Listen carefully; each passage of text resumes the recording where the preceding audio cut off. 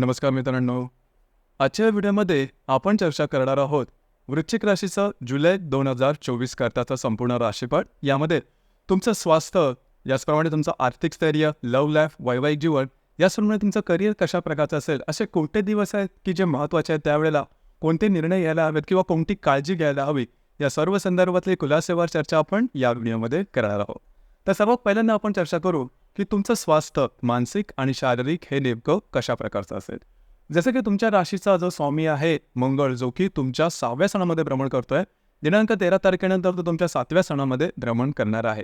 याचप्रमाणे तुमच्या 8व्या सणामध्ये रवी आणि शुक्र भ्रमण करतायत. रवी 17 तारखेनंतर भाग्यात जाईल आणि शुक्र जो आहे तो 7 तारखेनंतर भाग्यात जाईल. याचप्रमाणे अष्टमेश जो आहे बुध, जो की तुमच्या भाग्य सणामध्ये भ्रमण करतोय दिनांक 20 तारखेनंतर, तो तुमच्या कर्मस्थाना म्हणजेच 10व्या सणामध्ये भ्रमण करणार आहे. तर एकंदरीत या सर्व ग्रहांचा विचार करायचा झाला तर या महिन्यामध्ये साधारण गेल्या महिन्यामध्ये तुम्ही थोडाफार अनुभव घेतला होता की 12-14 म्हणजे गेल्या महिन्याच्या शेवटचे जे 12-14 दिवस होते त्यामध्ये थोडंसं शारीरिक संदर्भातले तुम्ही त्रास अनुभवलेले असते. खासकरून लागणं, तापणं, कसरचा, शारीरिक दुखापतीच्या संदर्भातले त्रास.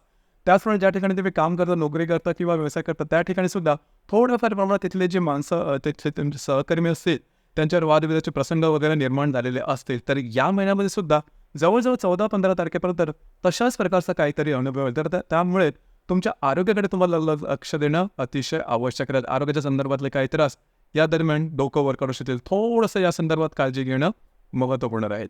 याचप्रमाणे जे मानसिक तणाव वगैरे म्हणतो त्या संदर्भात फारसा काही तसा त्रास तुम्हाला या महिन्यात जाणवणार नाही.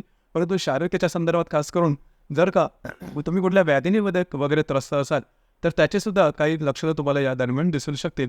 तर त्या संदर्भात काळजी घेणं महत्त्वपूर्ण राहील. यानंतर आपण चर्चा करणार आहोत आर्थिक स्थैर्याबद्दल. म्हणजे आर्थिक स्थैर्य नेमकं कशा प्रकारचं असेल. तर तुमच्या राशीकरता 2 जे ग्रह आहेत ते सर्वात महत्त्वपूर्ण आहेत, गुरु आणि बुध. गुरु जो आहे हा तुमचा धनेश आहे, पंचमेश आहे, आणि जो बुध आहे हा तुमचा अष्टमेश आहे आणि हा तुमचा लाभेश पण आहे. तर गुरुबद्दल सांगायचं झालं तर गुरु जो ग्रह आहे हा तुमच्या 7व्या स्थानामध्ये भ्रमण करत आहे वृषभ राशीमध्ये, आणि जो बुध आहे हा बुध तुमच्या भाग्यस्थानामध्ये भ्रमण करतोय आणि दिनांक 20 तारखेनंतर तो तुमच्या कर्मस्थानामध्ये म्हणजे दशम स्थानामध्ये भ्रमण करणार आहे. एकंदरीत सांगायचं झालं तर या संपूर्ण महिन्यामध्ये तुम्हाला आर्थिक संदर्भात कुठल्याही प्रकारचे प्रॉब्लेम, कॉम्प्लिकेशन्स येणार नाही. अजिबात काळजी करू नका. आर्थिक जो स्तर आहे तो अतिशय व्यवस्थित राहील. तुमचं जे इन्कम आहे ते अतिशय व्यवस्थित राहील.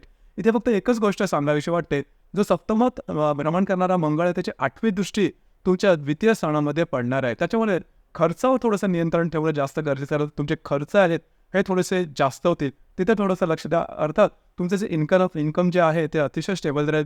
त्या संदर्भात काळजी घेण्याची आवश्यकता नाही.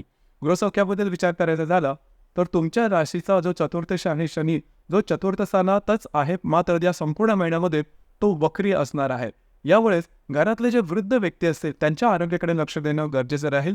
याचप्रमाणे वास्तूच्या संदर्भातले कुठलेही महत्त्वपूर्ण कामं, म्हणजे तुम्हाला वास्तू रिनोव्हेट करायची असेल, वास्तू विकायची असेल, नवीन वास्तू घ्यायची असेल किंवा वास्तूच्या संदर्भातले काही रेमेडी किंवा उपाय करायचे असेल तर ते या महिन्यात करू नका. तुमचे अंदाज चुकू शकतील. याचप्रमाणे लव्ह लाईफबद्दल सांगायचं झालं तर तुमच्या राशीचा जो पंचमेश जो आहे गुरु, जो की तुमच्या द्वितीय स्थानामध्ये भ्रमण करतोय. अर्थात जर तुम्ही कोणाच्या रिलेशनशिपमध्ये असाल, दोघांमध्ये नातेसंबंध अतिशय सुमधुर अशा प्रकारचे दिसून येतील. नवीन रिलेशनशिप बनवायची असेल तरी सुद्धा हा संपूर्ण महिना तुमच्यासाठी शुभफलदायी असाच असणार आहे. ज्या गर्भवती महिला आहेत त्यांच्यासाठी सुद्धा काळजी करण्याची अजिबात आवश्यकता नाही. हा संपूर्ण महिना अतिशय उत्तम प्रकारे जाईल. याचप्रमाणे जे विद्यार्थी वर्ग आहेत त्यांच्यासाठी सुद्धा हा जो संपूर्ण महिना आहे तो अतिशय उत्तम असणार आहे. यानंतर आपण चर्चा करू वैवाहिक जीवनाबद्दल. वैवाहिक जीवनाबद्दल सांगायचं झालं तर साधारणतः तुमच्या सप्तम स्थानामध्ये रवी आणि शुक्र आहेत. तुमच्या सप्तम स्थानामध्ये जो मंगळ आहे हा 6ष्ठ स्थानातून येणार आहे दिनांक 13 तारखेला. तर इथे थोडंसं लक्ष देणं गरजेचं राहील. साधारण 14-15 तारखेनंतर तुमचे जे वैवाहिक जोडीदार हे तुमच्या ते हावी होतात की काय, अशा प्रकारचा काही अनुभव तुम्हाला वाटेल. पण तो काळजी करू नका.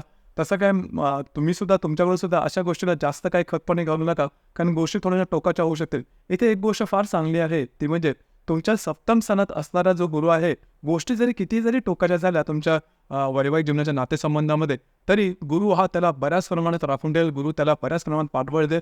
त्याच्यामुळे तशी काय काळजी करू नका. तरी सुद्धा थोड्याफार प्रमाणात ज्याला आपण तू म्हणतो तसा प्रकार होईल. याचप्रमाणे तुमचे जे वैवाहिक जोडीदार आहेत त्यांच्या आरोग्याकडे सुद्धा साधारणतः लक्ष द्यावेला गेली गोष्ट थोडी महत्त्वपूर्ण राहील. याचप्रमाणे तुम्ही साधारण या महिन्यामध्ये तुमचे जे वैवाहिक जोडीदार आहेत त्यांच्याकडे बाहेर फिरायला जाण्याचा योग संबोध, म्हणजे दोन्ही गोष्टी होतील. थोडेफार ऋतुमयमय सुद्धा होतील, तुमच्यामध्ये परत पॅचअप पण होईल, बाहेर फिरायला जाणं हा प्रकार सुद्धा होऊ शकेल. यानंतर आपण चर्चा करणार आहोत तुमच्या करिअरबद्दल. तर साधारणतः तुमच्या राशीचा जो कर्मेश आहे रवी, जो की तुमच्या अष्टम स्थानामध्ये भ्रमण करतोय, 17 तारखेनंतर हा तुमच्या भाग्यस्थानामध्ये भ्रमण करणार आहे. गेल्या 3-4 महिन्यामध्ये तुम्ही बघितलं असेल की जे तुमचं कार्यक्षेत्र असेल त्या संदर्भात काही सॅटिस्फॅक्टरी ज्याला आपण म्हणतो रिझल्ट तसे मिळत नाही आहे तुमच्या अपेक्षेप्रमाणे. म्हणजे तुम्ही जसे अपेक्षा केले त्याप्रमाणे गोष्टी होत नाहीत. वरिष्ठांबरोबर छोट्या-मोठ्या गोष्टीवरून सुद्धा वादविवाद होत आहेत. तुमचं मन काही तुमच्या कार्यक्षेत्रामध्ये किंवा करिअरमध्ये लागत नाही. परंतु या महिन्याच्या साधारण 18-20 तारखेनंतर गोष्टी बऱ्याच प्रमाणात बदलतील. तुम्हाला जशा अपेक्षित आहेत त्याप्रमाणे तुम्हाला त्याचे रिझल्ट्स मिळायला लागतील. थोडंसं पेशन्सने काम घ्या, गोष्टी तुमच्यासाठी बऱ्याचशा चांगल्या होतील. जर तुम्ही सामाजिक जीवनामध्ये असाल तर फेमस होणं, लोकांकडून तुमच्या कामाची वाहवा होणं किंवा त्यांच्याकडून तुमच्या कामाची पोच मिळणं, अशा प्रकारच्या चांगल्या समाधान देणाऱ्या गोष्टी तुम्हाला या दरम्यान निश्चित मिळतील. तर एकंदरीत सांगायचं झालं तर हा जो महिना आहे थोडंसं सुरुवातीला आरोग्याच्या संदर्भातले त्रास वगैरे होऊ शकतील. त्यानंतरचा जो कालावधी आहे हा तुमच्यासाठी शुभफलदायी राहील. यानंतर आपण चर्चा करू ग्रहयोगांबद्दल. ग्रहयोगाचे जे परिणाम आहेत ते तुम्हाला नेमके कशा प्रकारचे भेटतील. जसं की दिनांक 2 तारखेला बुध आणि नेपच्यूनचा त्रिकोण योग होणार आहे. नेपच्यून जो की तुमच्या 5व्या स्थानात भ्रमण करतोय आणि जो बुध तुमच्या भाग्यस्थानामध्ये भ्रमण करतोय, दोघांचा त्रिकोण योग होणार आहे.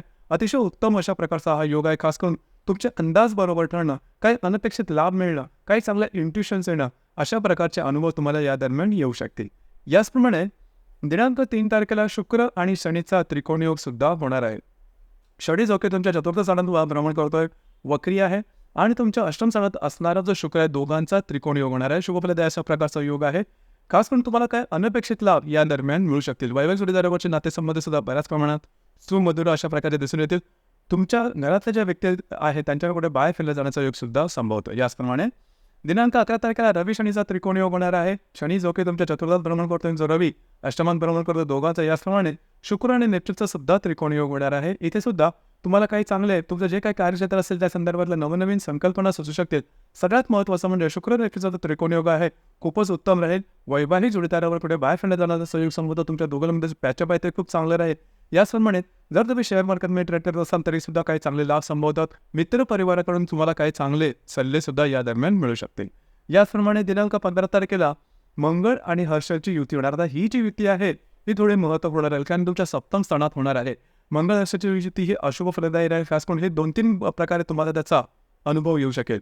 पहिली गोष्ट म्हणजे वैवाहिक जोडीदारावरचे नातेसंबंध हे थोड्याफार प्रमाणात ताणले जातील.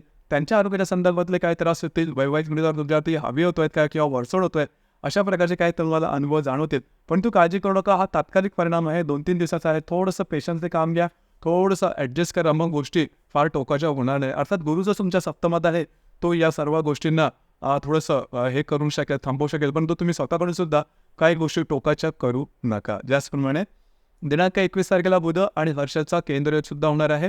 बुध जो की तुमच्या 10व्या स्थानामध्ये भ्रमण करतोय आणि जो हर्षल तुमच्या सप्तमात भ्रमण करतोय, दोघांचा केंद्रयोग आहे. जे तुमचं कार्यक्षेत्र असेल त्या ठिकाणी कागदोपत्री व्यवहाराच्या संदर्भात काळजी घ्या. कागदोपत्री व्यवहारामध्ये काही चूक होणं किंवा तुम्ही घेतलेले निर्णय चुकणं, अंदाज चुकीचे येणं, अशा प्रकारचे काही अनुभव येऊ शकले. कमिटमेंट प्रॉमिसेस यापासून थोडंसं लांब राहा. बुध हर्षाचा जो केंद्रयोग आहे तो दिनांक 21 तारखेला होणार आहे. याचप्रमाणे दिनांक 22 तारखेला रवी आणि नेपच्यूनचा त्रिकोण योग होणार आहे. अतिशय शुभफलदायी अशा प्रकारचा हा योग आहे. रवी जो की तुमच्या भाग्यस्थानात भ्रमण करेल आणि जो नेपच्यून तुमच्या पंचमात भ्रमण करतोय, दोघांचा त्रिकोण योग होणार आहे. शुभफलदायी अशा प्रकारचा योग आहे. तुमचं जे काय कार्यक्षेत्र असेल त्या संदर्भातलं अतिशय चांगले इंट्युशन्स तुम्हाला येऊ शकतील. म्हणजेच जर का तुम्ही नोकरी करत असाल किंवा काही कुठला बिझनेस वगैरे करत असाल तर त्या संदर्भात कशा प्रकारे तुम्ही त्यामध्ये आणखीन चांगलं करू शकाल या संदर्भातल्या काही नवीन संधी येतील, काही चांगल्या अंतःप्रेरणा येतील. किंवा जर तुम्ही सामाजिक जीवनामध्ये असाल तर फेमस होणं, प्रसिद्ध होणं किंवा तुमचं काम प्रकाशात येणं किंवा इंट्युशन चांगलं मिळणं, अशा प्रकारचे बरेचसे चांगले अनुभव रवी नेपच्यूनच्या त्रिकोण योगात तुम्हाला मिळणार आहेत दिनांक 22 तारखेच्या आसपास. याचप्रमाणे तुमच्या अष्टम स्थानामध्ये मिथुन राशीमध्ये अमावस्या या महिन्याची होणार आहे. अष्टमातली अमावस्या अशुभ फलदायी असते, यामुळे थोडीशी काळजी घ्या. आरोग्याच्या संदर्भात काळजी घेणं गरजेचं राहील. कुठल्याही प्रकारचे महत्त्वपूर्ण निर्णय 4, 5, 6 या दरम्यान किंवा या तारखेला घेऊ नका. तुमच्या अंदाज चुकीचे होतील. रिस्क तर अजिबात घेऊ नका. याचप्रमाणे जर काय तुम्हाला आजाराच्या संदर्भात किंवा तुम्हाला काही हेल्थ इश्यूज वगैरे असेल तर त्या संदर्भात काळजी घेणं गरजेचं राहील. आणि जर काही हेल्थ इश्यूज वगैरे असतील तर त्या संदर्भातले काही तुम्हाला अंदाज येऊ शकतील किंवा त्या संदर्भातले काही लक्षणं सुद्धा दिसून येतील. लगेचच्या लगेच डॉक्टर इलाज करणं गरजेचं राहील. ज्याचप्रमाणे या महिन्याची जी अमावस्या आहे ती या महिन्याची जी पौर्णिमा आहे ती गुरुपौर्णिमा आहे दिनांक 21 तारखेला.